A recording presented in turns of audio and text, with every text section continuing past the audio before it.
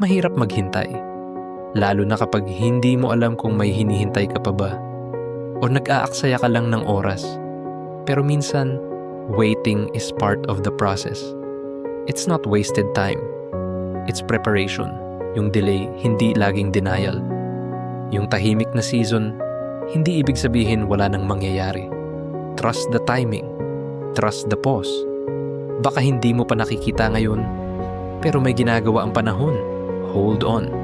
You're not late. You're just growing. Slowly, gently, and right on time.